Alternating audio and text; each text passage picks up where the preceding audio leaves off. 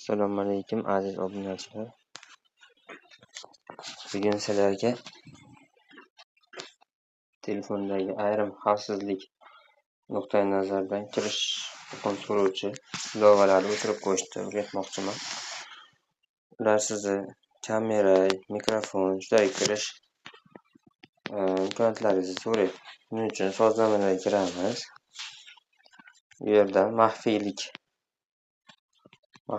bo'limiga kiramiz.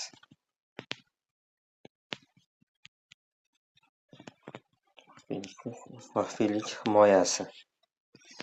Mana bu yerda hozir kontaktlariga 14 ta ilova doimiy ruxsatga olgan yoki mikrofonni o'chirib qo'yishimiz mumkin. Mikrofon kiramiz. Barchasiga kelsak, hammasini ko'rsak bo'ladi. Qaysi ilovalar nimaga. Buning uchun mikrofonga kirib turib, mana 9 ta ilova.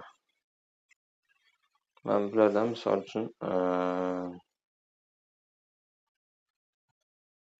miknikini o'chirib qo'ymoqchiman. Buni yoki rad etish yoki har safar so'ralsin qilib qo'yaman mana. Qolganlariga ham kirib shunaqa chiqamiz.